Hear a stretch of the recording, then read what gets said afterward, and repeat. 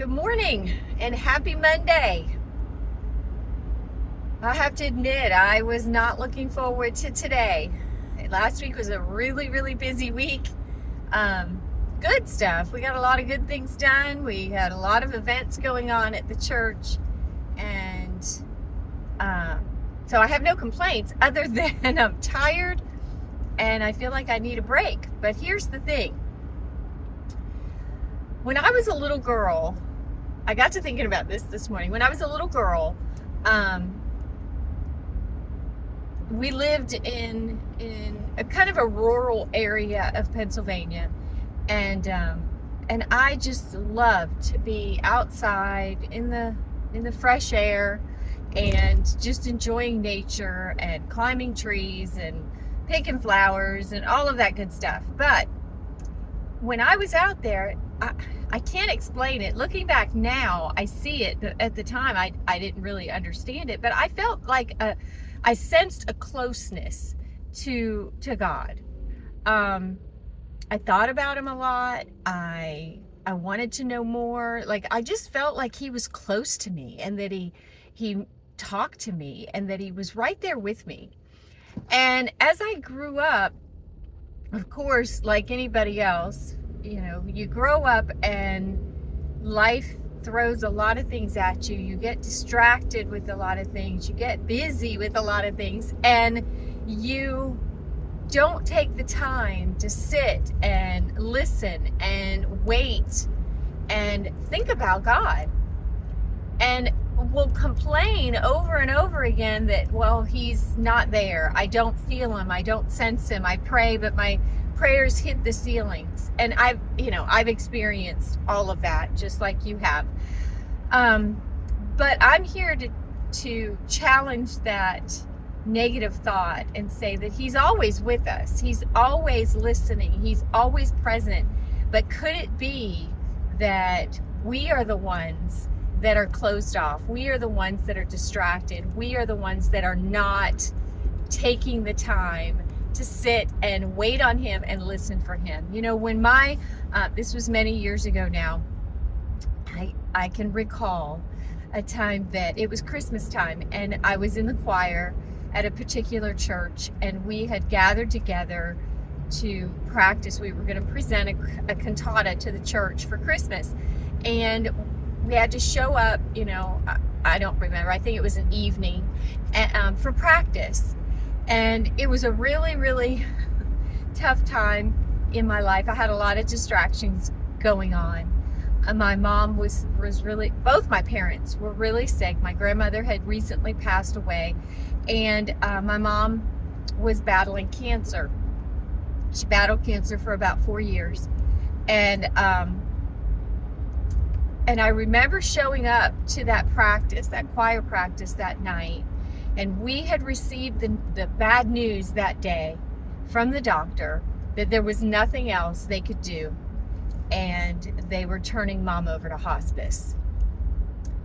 And of course, that was a huge blow to me, to my whole family.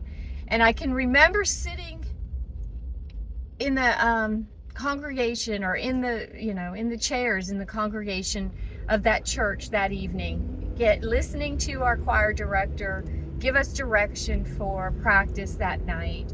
And he was taking up some prayer requests. And I remember, raising my hand and telling everyone what was going on. And I felt like my whole world was caving in on me. And most people didn't know what to say. They didn't know how to react. I don't even recall. I recall breaking down and crying. And I don't recall anyone reaching out, trying to comfort me. And I'm not putting anybody down. I think it was probably because they didn't know what to say, or they didn't know what to do.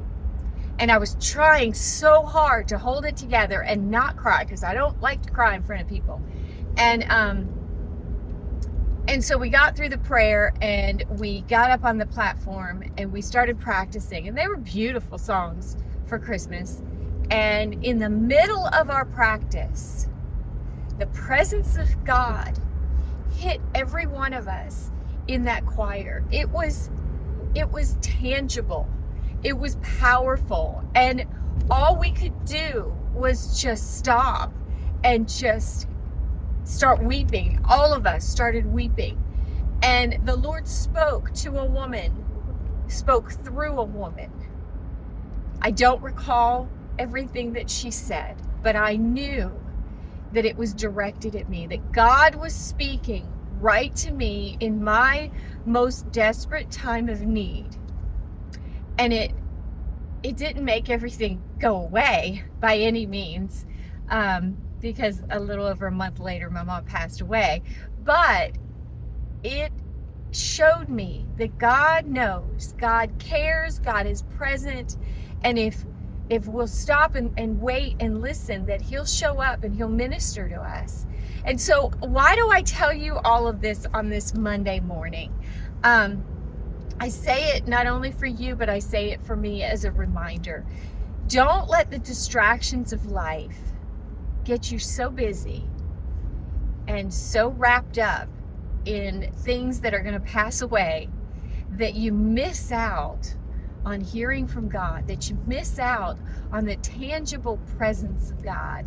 You know, some revival has broken out on a university campus in Kentucky, and I think if you're on social media, you probably are seeing a lot of the reports.